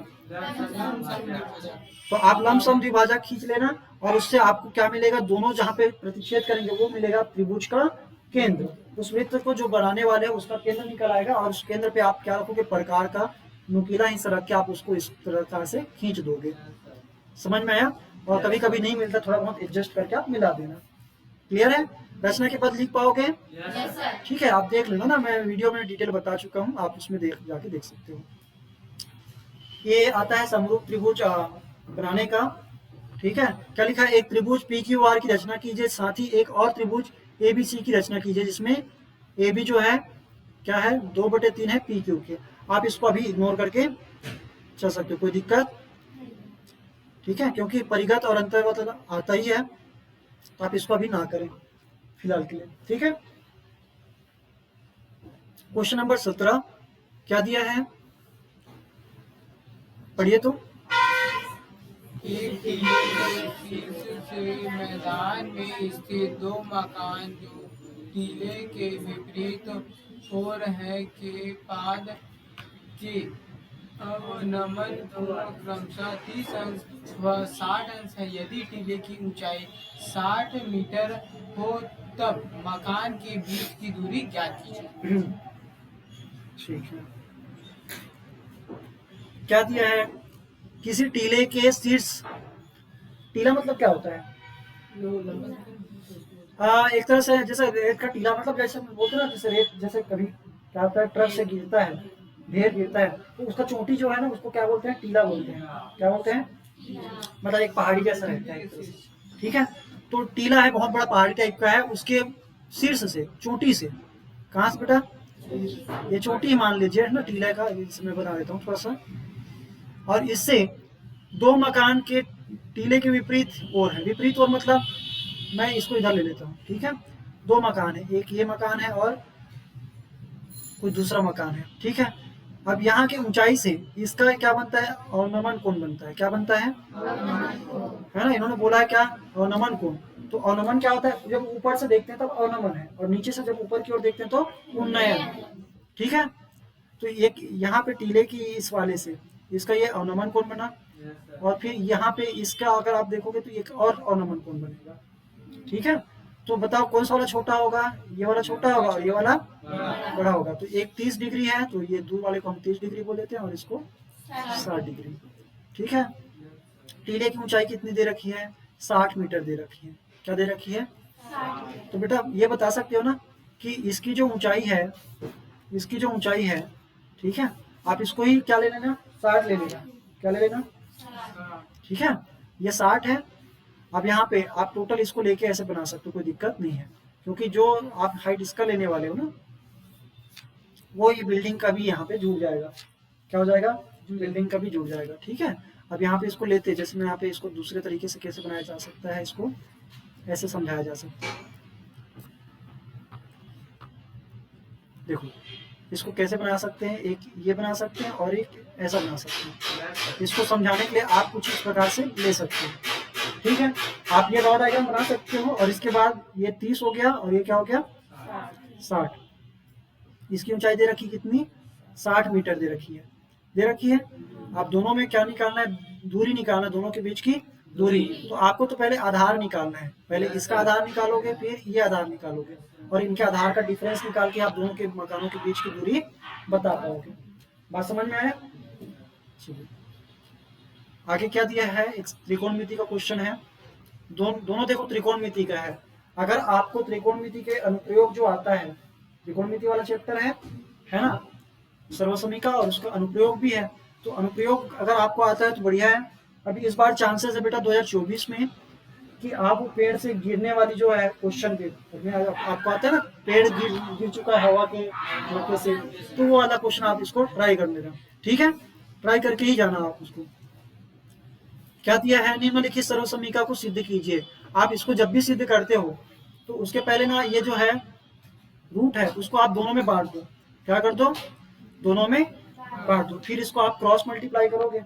क्या करोगे, क्रॉस मल्टीप्लाई। जैसे इसको क्या करोगे, रूट 1 प्लस कॉस थीटा, और डिवाइड में क्या करोगे, रूट 1 माइनस। डायरेक्टली कट नहीं सकता ना, ये मत काट देना, कॉस से कॉस कटेगा सब ऊपर नीचे, नहीं प्लस में, ये गुना में आता तब कटता है प्लस। और ऐसा भी नहीं है कि ये दोनों गुना में नहीं है, ये आपको क्या करना पड़ता है, पहले इसका इसके साथ करोगे, इसका इसके साथ गुना करोगे, और इनका आपस में गुना करोगे। समझ में आया? चलो अब यहाँ पे क्या करेंगे, प्लस, और इसको लिख देते हैं रूट 1 माइनस कॉस थीटा, और फिर यहाँ पे क्या हो जाएगा 1 minus cos, sorry 1 plus cos theta. हम LHS को ही लेते हैं ज्यादातर, जहाँ पे जिधर बड़ा दिखाई देता है उसको छोटा करते हुए चलते हैं। क्लियर है? अब बताओ इसमें कोई कॉमन है क्या, नीचे वाला हिस्सा ऊपर वाला हिस्सा कॉमन है क्या? कुछ भी कॉमन नहीं है, तो कॉमन लेने वाली कोई दिक्कत नहीं है यहाँ पे। अब यहाँ पे हम क्या करेंगे, पहले इसको क्रॉस मल्टीप्लाई करेंगे, जैसे हम ऐसे ऐसे। ठीक है, अब बताओ इसका गुना अगर इसके साथ करोगे तो क्या हो जाएगा, ये स्क्वायर रूट लग जाएगा, हट जाएगा, है ना। तो यहाँ पे क्या हो जाएगा, ऊपर वाला 1 प्लस कॉस थीटा। ठीक है, क्योंकि 2 बार गुना होगा तो इसका वर्ग नहीं लग जाएगा, और वर्ग लगेगा तो वर्गमूल हट जाएगा। और वैसे यहाँ पे 1 माइनस कॉस थीटा हो गया। नीचे वाला क्या बनेगा, 1 minus cos theta 1 plus cos theta. तो यहाँ पे क्या हो जाएगा, रूट के अंदर ही, है ना, क्या लिखोगे 1 माइनस कॉस थीटा, और इंटू हो जाएगा 1 प्लस कॉस। आपको ये पता है a plus b, a minus b क्या होता है, तो उसी से यहाँ पे क्या बन जाएगा, ये ऊपर वाले में कॉस प्लस में एक माइनस में कट जाएगा, ऊपर में आया 2, 1 और 1 2 हो जाएगा, और नीचे में क्या आ जाएगा 1 स्क्वायर, a का वर्ग माइनस b का वर्ग, तो a plus b a minus b होता है। तो a का वर्ग मतलब 1 का वर्ग, मतलब 1 माइनस कॉस स्क्वायर करोगे तो कॉस स्क्वायर थीटा। अभी यहाँ पे रूट हटा नहीं है। अब इसको क्या बनाओगे, 1 माइनस, ये सर्वसमीका हमने पढ़ रखा है, sine square theta plus cos square theta equal to 1। अभी इसको जब पक्षांतर करके क्या लिखेंगे, 1 minus cos square theta, 1 minus cos square theta, तो इधर क्या बन जाएगा, साइन स्क्वायर थीटा। बात समझ में आया? तो यहाँ पे हम क्या लिखेंगे बेटा, साइन स्क्वायर थीटा। अब इसको सॉल्व करोगे तो क्या जाएगा, साइन स्क्वायर थीटा, और ये अंडर रूट में है ना, तो ये रूट हट जाएगा, तो ये 2 डिवाइड बाय साइन थीटा हो गया। और साइन का उल्टा क्या होता है, व्युत्क्रम क्या होता है, कोसेक। तो यहाँ पे ये आ गया राइट हैंड साइड। समझ में आया? इजी था? चलो ये बना लोगे, इस टाइप के क्वेश्चन आएंगे तो। एक समांतर श्रेणी के लिए क्वेश्चन आया है, उसके ऊपर क्वेश्चन नंबर 18 आया है। समांतर श्रेणी से बड़े क्वेश्चन आते ही आते हैं। ठीक है, प्रथम 100 संख्याओं प्राकृत संख्याओं का योगफल निकालिए, या ये दे सकता है क्वेश्चन आपके इस बार क्या आ सकता है, जैसे बोलेगा 15 पदों का योगफल 38 है, 25 पदों का योगफल, कुछ और बता देगा आपको, जो फिर पूछ देगा 48वें पद या 50वें पद का योगफल निकालिए। क्वेश्चन हाईएस्ट इंपॉर्टेंट, आप इसमें नोट कर लेना अभी के लिए, इस साल के लिए। क्लियर है? चलिए, तो क्या लिखा है, दो क्रमागत सम धनात्मक प्राकृत संख्याओं। पहले तो दो क्रमागत ध्यान में पढ़ना। सम संख्या मतलब जो दो से भाग जाता है। तो हम यहाँ पे ऐसे लिख सकते हैं ना, 2x एक वाला हो गया और एक हो गया 2x प्लस 2। ये दो क्या है, क्रमागत हो गया। ये वर्गों का योगफल, तो इसका वर्ग करना है ना। का योगफल मतलब जोड़ने के बाद क्या आता है, 164 आता है। इसको जैसे ही आप हल करोगे तो एक वर्ग समीकरण बनेगा। क्या बनेगा? वर्ग समीकरण या द्विघात समीकरण बनेगा। तो आप इसका निकाल लोगे, हल निकाल लोगे। तो यहाँ पे एक वो जो आता है ना, एक क्या आता है आपका, एक फॉर्मूला है, सूत्र विधि। यहाँ पे x बराबर क्या लिखते हो, plus b minus b plus minus root over b square minus 4ac और डिवाइड बाई 2a।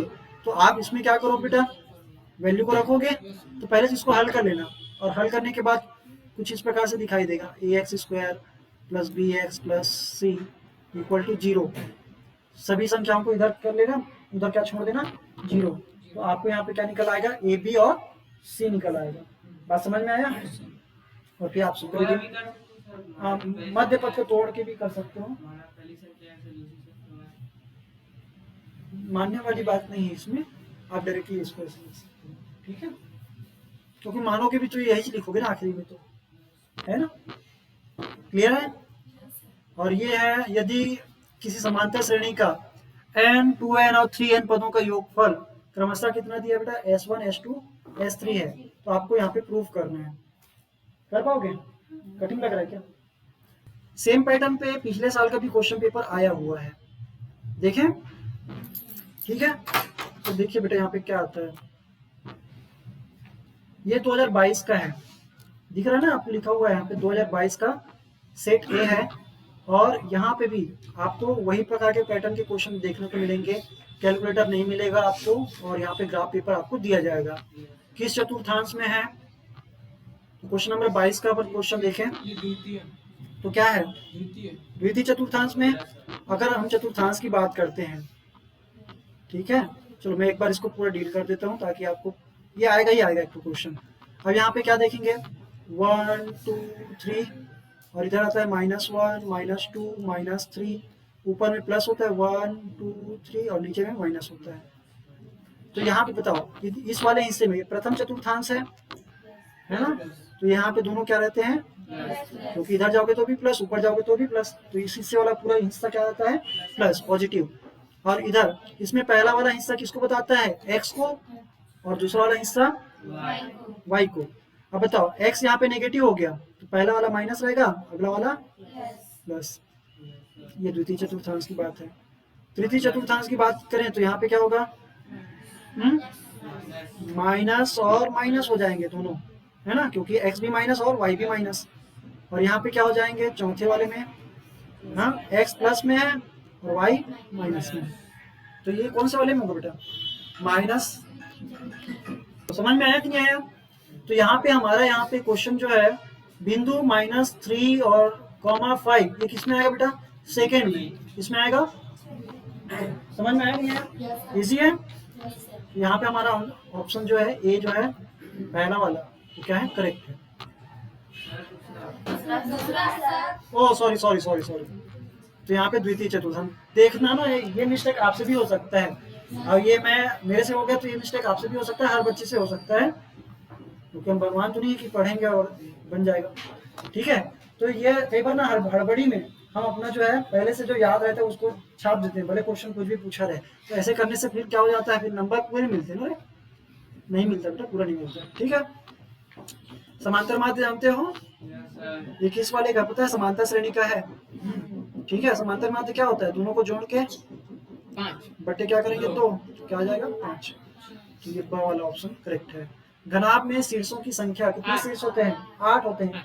शीर्ष मतलब नुकीला भाग, शीर्ष मतलब, अगर मैं एक घनाभ बना दूं, है ना, तो ये 1 2 3 4 5 6 7 और तो हमारे घनाभ में क्या होते हैं? 8 शीर्ष होते हैं। और फलक बोलेंगे तो सतह कितने हैं? एक ऊपर, एक नीचे, एक दाएं, एक बाएं, एक आगे और पीछे, तो 6 सतह होता है, 6 फलक होते हैं। और विकर्ण कितने होते हैं? तो आपको टोटल विकर्ण, विकर्ण बस पूछे तो टोटल विकर्ण पूछा जा रहा है बेटा। क्या पूछा जा रहा है? टोटल विकर्ण। तो यहाँ पे टोटल विकर्ण कितने होते हैं? 16 होते हैं। कितने होते हैं? और पृष्ठीय विकर्ण कितने होते हैं? 12। आकाशीय विकर्ण 4। ठीक है। अब देख रहे हो साइन 30 कोसेक 30 ये दोनों एक दूसरे के क्या है? विपरीत व्युत्क्रम है, व्युत्क्रम। और व्युत्क्रमों का गुणनफल क्या होता है? ऑलवेज 1 होता है। ठीक है। साइन का उल्टा है ना कोसेक। भैया साइन को कोसेक को लिखोगे तो फिर साइन 1/sin 30 लिखना पड़ेगा। और वही यहाँ पे लिखा है बहुपद के शून्यक होंगे बेटा। यहाँ पे शून्यक निकालने के लिए इसको 0 के बराबर रखोगे तो x² माइनस 9 इक्वल टू क्या रखोगे? 0। तो 9 को उधर भेज दो तो x² इक्वल टू क्या हो जाएगा? 9। ठीक है। तो x को अगर दोनों तरफ रूट लगाओगे तो प्लस माइनस लगा के रूट 9 करना पड़ेगा। तो x बराबर क्या हो जाएगा? 9 किसका है? 3 का। 3 का स्क्वायर है ना, तो 9 का स्क्वायर रूट क्या हो जाएगा? Plus minus 3। तो यहाँ पे एक बार प्लस और माइनस दोनों रहेंगे। तो ऑप्शन जो स है ये क्या है? करेक्ट है। इजी है ना। इसको मत कर देना, दोनों माइनस नहीं होंगे ना दोनों प्लस होंगे। जब भी वर्गमूल से कोई चीज निकलता है तो प्लस भी हो सकता है और माइनस भी। ठीक है। अब बात करते हैं किसका? प्रश्न पहला का ही ब। अब इसमें खाली स्थान दिया है 45 का मान होता है। तो यहाँ पे आप लिखेंगे थीटा का मान क्या होता है? 45। 45 वर्ग मत लिखना, यहाँ पे डिग्री लिख दो या 45 अंश लिखना है। ठीक है। सावधि जमा खाते में ब्याज की गणना अगर छमाही आधार पे की जा रही है सावधि, तो आपको क्या करना है? तो दर को क्या करना है बेटा? आधा। दर को आधा करना रहता है, समय को दुगना। दर को आधा, समय को, इसको अर्धवार्षिक भी बोला जा सकता है ना। छमाही को अर्धवार्षिक भी बोला जा सकता है। ओके, ये दिया है भाई। अभी इसी टाइप का क्वेश्चन दिया था है ना। तो ये क्या है? अपने को तृतीय अनुपाती बोल दिया था वहां पे साफ साफ। यहाँ पे फलाने ने हमसे विश्वासघात नहीं किया है, साफ साफ दिखा दिया है कि तीसरा वाला निकालना है, तृतीय अनुपाती निकालना है, साफ साफ दिखा दिया है। कर लोगे? मृत के केंद्र से जीवा पर डाला गया लंब जीवा को समद्विभाजित करता है। समद्विभाजित, भाजी के बोल रहे हैं, भाजित करता है। ठीक है। वृत्त के व्यास के सिरों पर खींची गई स्पर्श रेखा। वाह, क्या होता है बेटा? परस्पर वृत्त के व्यास के सिरों पर खींची गई स्पर्श रेखा। अगर मैं यहाँ पे बोलता हूँ ये व्यास है मेरा, है ना, वृत्त के व्यास पर खींची गई, देखो ना, वृत्त के व्यास के सिरों पर, ये सिरा है, ये इस पर अगर कोई भी आप स्पर्श रेखा खींचोगे ना तो हमेशा क्या होगा? उसके लंबवत होगा। क्या होगा? लंबवत। आपने इसका यूज कहाँ पे किया है पता है? इस वाले में किया हुआ।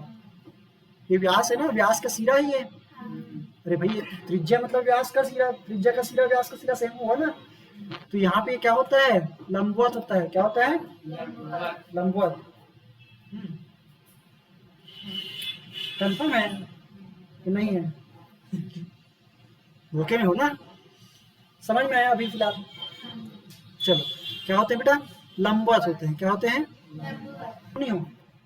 हाँ, अब यहाँ पे देखो, ध्यान रखना बेटा, जब सर्वांग सम बोले, क्या बोले? तो भुजा अनुपातिक नहीं, समान होंगे। क्या होंगे?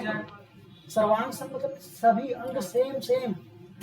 तो एक त्रिभुज दूसरे त्रिभुज को जस्ट ओवरलैप कर जाएगा। जैसे मेरे दोनों हाथ हैं, हाथ जो है हथेली, वो एक दूसरे को ढक लेते हैं ना पूरा पूरा। तो सर्वांग सम मतलब पूरे पूरे समान। तो भुजाएं क्या होंगे? समान होंगे। और कोण भी क्या होगा? समान होगा। तो हमेशा समरूप होते हैं, ऑलवेज सही है ना, ध्यान रखना। समरूप होगा इसका मतलब सर्वांग सम होगा, ये कंपलसरी नहीं है, लेकिन सर्वांग सम में तो समरूप होंगे ही होंगे। तो ये क्या है? सत्य है। समझ में आया? कोई डाउट? बच्चन साहब कोई डाउट नहीं है? चलो बेटा, यहाँ पे गिने चुने वही क्वेश्चन है और इसको हम बाद में और डिस्कस कर लेंगे। मैं हो सकता है कल लाइव आऊँ आपके सामने, तो आगे के क्वेश्चन डील कर लेंगे। ठीक है। तो ये दिया है 10 90 माइनस थीटा का मान cot थीटा होता है पूरा कोण की परिभाषा से। अरे 3 सही हो गए। अरे कभी ऐसा मत सोचना ना कि पांचों सही नहीं हो सकते, सर एक तो गलत होगा करके ना किसी एक को गलत करना ही करना है, ऐसा मत करना ना। पांचों सही हो सकते हैं और पांचों के पांचों गलत हो सकते हैं। बच्चों के साथ ना वो कई बार ना धोखा कर देते हैं, समझ में आया? जिस राशि पर ब्याज की गणना की जाती है उसे मूलधन कहते हैं।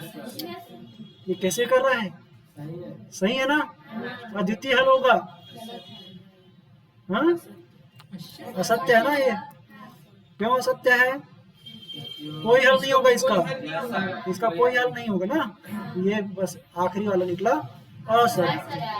ठीक है, अब बाकी बेटा सेम सेम है। आप पेपर देख लो, माध्यिका निकालने के लिए आया है ना? क्वेश्चन नंबर 2 क्या आया है? माध्यिका निकालने के लिए। गुणनखंड है तो इसका जो मान है इसका बराबर 0 रख के आप इसमें रखोगे, है ना? बना लोगे? आवाज तो ऐसे आ रहा है कि 100 में 100 ले आओगे। नहीं ला सकते, कोई दिक्कत नहीं, मैंने भी लाए थे, शायद मेरा किस्मत अच्छा था, है ना? मूल बिंदु से दूरी निकालना है तो मूल बिंदु से दूरी क्या बोलोगे? मूल बिंदु 0 0 होता है निर्देशांक। तो दूरी निकालने के लिए आप क्या यूज करते हो? y2 माइनस y1 का square plus x2 minus x1 का स्क्वायर और पूरे का अंडर रूट। ठीक है, चलो वैसे यहाँ पे इसका निकालना है तो ये 4 आएगा, इसका आंखी मुन के आप ना 4 लिख सकते हो। ठीक है, क्योंकि 4 गुना में है, एक आएगा कट पिट के ये लोग। हाँ, क्योंकि 10 कॉट का उल्टा होता है तो कॉट बनेगा एक ठो। और यहाँ पे वही क्या दिया है? क्वेश्चन नंबर 7 क्या दिया है? 5 सेंटीमीटर बेलन। फिर बेलन, बेलन से इसका लगाव हो चुका है ना, बहुत अच्छा। इस बार भी बेलन को अच्छे से पढ़ के जाना है। हालांकि तीनों दिया ना, नया देखो 2023 में तीनों क्वेश्चन दिया है, शंकु दिया है, बेलन भी दिया है, आधे गोला दिया था। इस बार पूरे गोले के ऊपर क्वेश्चन आ सकता है। ओके, आपको तो पूरा देखना बेटा। 15 सेंटीमीटर है, बेलन दिया है, वक्र पृष्ठ दिया है, सेम क्वेश्चन ना, है कि नहीं? तो ये देख लेना। प्रथम 9 प्राकृतिक संख्याओं का औसत। तो पहले तो प्रथम 9 प्राकृतिक संख्याओं का योग निकालोगे, योगफल, और डिवाइड कर दोगे 9 से। ठीक है, जानते हो ना 1 से लेकर 9 तक की सभी संख्याओं को कैसे जोड़ देना, 1 2 ऐसे करके 9 तक के आपको जोड़ना है। वर्ग समीकरण के मूलों का योगफल और गुणनफल निकाल सकते हो, बहुत इजी है। ये कौन सा वाला है? इसके बटे इसको करोगे बराबर 1/5 करोगे, x का मान छाप के निकाल दोगे। ठीक है भाई, और फिर यहाँ पे भैया क्या लिखा है? बहुलक ज्ञात करना है, वही वाला है पिछला वाला। सबसे ज्यादा आवृत्ति 16, पहले वाला इसको f1 f0 f2 ये l1 l2 रख दो के फॉर्मूले में वैल्यू आ जाएगा अंश। ठीक है, समांतर माध्य निकालना है, माध्य निकालना बहुत भारी बात है। ठीक है, आपको यहाँ पे fx करना है बेटा, यहाँ पे क्योंकि ये क्या है? खंडित वाला है ना, डिस्क्रीट सीरीज है, तो आपको डायरेक्ट नहीं CF नहीं निकालना है, सिर्फ माध्यिका में निकालते हैं CF, जब आपका क्या रहता है? अंतराल दिया जाता है। और यहाँ पे x दिया है और यहाँ पे f दिया है, तो आप fx निकालोगे तो sigma fx divide by sigma f, ये क्या निकलता है आपका? औसत। क्या निकलता है? निकाल लोगे? इस बार औसत चांसेस है बेटा, पिछले बार बहुलक आ चुका है, माध्यिका आ चुका है, औसत भूल के ना जाना। ठीक है, याद रख के जाना ना भाई, मैंने गलत बोल दिया? अभी देखो ये ग्राफ पेपर में आपको शो करना है, पहले वाले को x में ले लेना, दूसरे वाले को y। और जब x और y लिखते हो ना तो उसमें लिखना ना, जैसे ये x में लिख रहा हूँ x, तो यहाँ पे आप लिखना x में वर्ष समय में, इसमें लिख देना वर्ष, और इसमें ऐसे करके लिख देना साधारण बैलेंस। ठीक है, लिख लोगे? चलो बहुत बढ़िया। आगे हम देखते हैं क्वेश्चन अथवा में दिया है। अथवा में क्या दिया है? P और P भी सिद्ध करना है। अगर ये दो बिंदु का निर्देशांक दे रखा है, y अक्ष पर है, आपने को देखो A और B निर्देशांक दिया है, ये A का है और ये B का है, और एक बिंदु P है तो y अक्ष पर स्थित है, P y अक्ष पर स्थित है, मतलब x क्या है? 0, और ये क्या हो जाएगा? वही P का निर्देशांक निकालना है। निकाल लोगे? चलो देख लेना इसके क्वेश्चंस को ना। समकोण त्रिभुज दिया है, समकोण त्रिभुज का कर्ण वर्गों के पाइथागोरस आया हुआ है 2022 में, तो 2022 में आया, देख लो ना, मैं 2022 का क्वेश्चन पेपर दिखा रहा हूँ। हाँ बेटा प्रमेय है, ये कहाँ है? ये है 2022, दिख रहा है? तो हम 2022 का डील कर रहे हैं क्वेश्चन, तो आप थोड़ा सा तवज्जो देंगे इस क्वेश्चन को। क्या आया है? पाइथागोरस आया है, नाम नहीं ले रहा है पाइथागोरस हम करके, ये बोल रहा है कर्ण का वर्ग। बच्चों को क्या कर रहा है, नाम लिखते नहीं रहा, कर्ण का वर्ग शेष भुजाओं के वर्गों का योगफल के बराबर होता है, योग के बराबर होता है। निकालोगे? Yes sir. ठीक है भाई। यहाँ पे चक्री चतुर्भुज आया हुआ है तो आप कर सकते हो चक्री चतुर्भुज, ठीक है। और गोले का आयतन निकालना है, यस सर। आयतन 4/3 वाला है, पाई आर क्यूब रे क्यूब। सर उसको कैसे पता करेंगे, उस समझ नहीं आता क्यों? आयतन आयतन आयतन नहीं वैसे नहीं करना सर। हमने इसका वीडियो बना रखा है डिटेल में, आप देख लीजिए, प्लेलिस्ट ऑलरेडी अवेलेबल है ना। मैं क्योंकि इसको बताऊंगा बेटा फिर लेट हो जाएगा यहाँ पे, यस सर। ठीक है। मुझे वीडियो को छोटा बनाना है, छोटा। Yes sir. ओके, अब देखो यहाँ पे क्या दिखा है, पृष्ठीय क्षेत्रफल दे रखा है। पृष्ठीय क्षेत्रफल क्या होता है, 4 पाई आर स्क्वायर। क्षेत्रफल जब बोले तो स्क्वायर में बात करेंगे, किसमें? तो यहाँ से मुझे आर निकलेगा, मेरे लिए क्या निकल जाएगा, आर। और आयतन निकालने के लिए आप इसमें इस वाले में आर का मान रख देना। ओके, बेलन का आधार की परिधि दिया है, परिधि मतलब 2 पाई आर दिया है ना। और यहाँ पे ऊंचाई दिया है h, निकाल लोगे आयतन तो क्या हो जाएगा, पाई आर स्क्वायर h। ये फॉर्मूला है ना बेलन के आयतन का, ये वही है।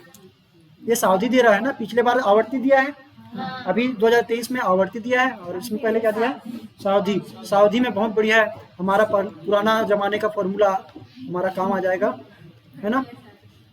अगले साल का नहीं, पिछले साल का 9वीं में पढ़े थे। यहाँ पे कई बच्चे टी भी लिखते हैं, निकाल लोगे? Yes sir. ये आपने को नियत तिथि पश्चात मिलने वाली धनराशि यानी कि मूल मिश्र धन पूछ रहा है। मूलधन दे दिया है, 1 वर्ष के लिए दिया है, 6% है, ब्याज 6 माही। तो ध्यान रखना यहाँ पे आर का करेंगे आधा, दर का करेंगे आधा यानी कि 3%, समय का करेंगे दुगना यानी कि 1 वर्ष में 2 बार आता है। तो एन बराबर यहाँ पे 2, आर बराबर यहाँ पे 3%। ओके, ध्यान रखना अच्छा संयोजन का, मैंने बता रखा है आपको। अगर अर्धवार्षिक होता है या 6 माही बोले तो आपको आधा करना है, और डबल करना है टाइम को, आधा करना है दर को। बात समझ में आया? और वही बात करते बेटा, ये देखो आवर्ती भी दे दिया लगे हाथ। तो इस बार ना सावधि आवर्ती दोनों में से कोई ना कोई आएगा ही आएगा, तो अपने को उसको एकदम 5 नंबर के लिए छाप के आना है, ठीक है। एक व्यक्ति ने 150 रुपए प्रति माह लिखा है साफ साफ, 2 वर्ष के लिए आवर्ती खोला है, 5% वार्षिक है, 2 वर्ष के लिए है। तो 2 वर्ष में 2 साल बताओ, 24 महीने हो जाएंगे। ये 2 वर्ष के लिए पूछ रहा है ना, उनका पूछने का तरीका 2 वर्ष पे ही है। ज़्यादा हम ना बच्चे लोगों को तो परेशान नहीं करते लोग भी, ठीक है। समझ में आया? इसका पिछले वाला वीडियो में हमने बता दिया इसका सॉल्यूशन कैसे करना है। क्या लिखा है, अंतर्वृत्त आया है और परिगत भी आया है। तो परिगत आएगा ही आएगा, अंतर्वृत्त ऑप्शनल है। क्या है? ऑप्शनल, ठीक है। तो बना लोगे? Yes sir. ठीक है भाई, परिगत छापना ही ना, आप लोग बहुत ईमानदारी से उसको करके ही जाना बेटा, बन जाएगा। अद्वितीय हल हो तो आप यहाँ पे ABC निकाल लोगे, अद्वितीय हल के जो भी क्राइटेरिया उसको आप फिट करके यहाँ पे वैल्यू रख दोगे, ठीक है। P वहाँ पद Q है, Q वहाँ पद P है, इसको हमने बना रखे बहुत बार। यहाँ पे A और B मान लेना, फिर P वहाँ पद निकाल लेना और Q वहाँ पद निकालना, और P वहाँ Q वहाँ निकाल लोगे। फिर इसमें 2 समीकरण बनेंगे, एक P वहाँ पद निकालने के लिए पहला समीकरण, Q वहाँ पद निकालने के लिए दूसरा समीकरण। माइनस कर दोगे तो आपका A और D निकलेगा, प्रथम पद और सर्वांतर निकलेगा। और प्रथम पद और सर्वांतर निकलने के बाद, प्रथम पद और सर्वांतर निकलने के बाद आप P वहाँ Q वहाँ P प्लस Q वहाँ पद निकाल सकते हो। इजी? चलो बीजी करते हैं इसको। अब थोड़ा सा और बचा है, लास्ट क्वेश्चन में आ चुके बेटा क्वेश्चन, क्योंकि मुझे इस बार मैं लिखा नहीं हूँ, आपको सिर्फ समझा रहा हूँ, जल्दी हो गया। यहाँ पे आप क्या कर सकते हो, जो हर का परिमेयीकरण कर सकते हो। क्या कर सकते हो? हर का परिमेयीकरण। या आप हर का ना करके आप इसको ना डायरेक्टली क्या कर लेना, इस वाले में बताओ, ये कर सकते हैं ना, एक माइनस वाले को ले लेना। किसको ले लेना? जैसे यहाँ पे मैं क्या बोल रहा हूँ, अगर ये क्वेश्चन आ जाए by the way by chance आ जाए, तो आपको क्या करना है, आप ना इसमें इस वाले को ले लेना, 1 माइनस कॉस थीटा, क्योंकि सेम चीज़ों का गुणा और सेम चीज़ों का भाग करने कोई फर्क नहीं पड़ेगा, लेकिन हमारा आंसर बन जाएगा। अब ये कॉस हो जाएगा, नीचे वाला बन जाएगा साइन। क्या बनेगा? साइन। आखिरी में हल होगा ना ये, a plus b a minus b, तो 1 square minus cos square theta, तो ये साइन थीटा बनेगा। और ये वाला क्या बन जाएगा, इसका वर्ग मूल हट जाएगा ऊपर वाले का, तो वो बन जाएगा 1 माइनस कॉस थीटा। इसको भी सॉल्व करके इतना ही ले आना तो बन जाएगा। ठीक है, अगर दोनों में कहीं अगर इधर से शुरू कर रहे हो, इधर आ रहे हो, बीच में अटक गए तो वहीं रुक जाना, समीकरण 1, और इधर से फिर हल करके इधर फिर पहुंच जाना, समीकरण 2। रास्ते वाला एग्जाम्पल याद रखना। ठीक है, दोनों में अगर नहीं पहुंच पा रहे हो तो दोनों को वही जगह ले आओ, दोनों साइड से हल करते हुए, और फिर सिद्ध हुआ। बहुत बढ़िया, सीख गए। अब लास्ट क्वेश्चन बेटा यहाँ पे नहीं, अथवा में ना, अथवा को कैसे छोड़ सकते हो? अरे आपको अथवा नहीं बनाना है, मैं इसलिए बोल रहा हूँ कि समझ रहे हो ना, बहुत अच्छे समझ। आप इसको ना कॉस निकाल देना कॉमन, दोनों में ऊपर में कॉमन है, और ऊपर में 1/, सारा कुछ बन जाएगा, है ना, फिर प्लस, फिर 1/, फिर आप इसको क्रॉस मल्टीप्लाई करोगे, फिर बाकी सारा कुछ तो आप जानते हो, नीचे वाला कास वास आ जाएगा, फिर 4 आ जाएगा। हल करना है, सिद्ध मत करते बैठे रहना मेरे मालिक। ठीक है, हल करना है, कहीं ना फिर नहीं आ रहा है 4, सिद्ध नहीं हो रहा है, कितना पागल हो जाते हैं, हल करने हैं। ठीक है, तो मजा आया होगा तो आप बताओ बेटा वीडियो कैसा लगा, और उम्मीद करते हैं कि आगे भी हम आपका इसी प्रकार से सपोर्ट करते रहें। आप भी हमको सपोर्ट करिए, इस वीडियो को ज़्यादा से ज़्यादा बच्चों तक शेयर करिए। मिलते हैं नेक्स्ट वीडियो में, तब तक के लिए धन्यवाद।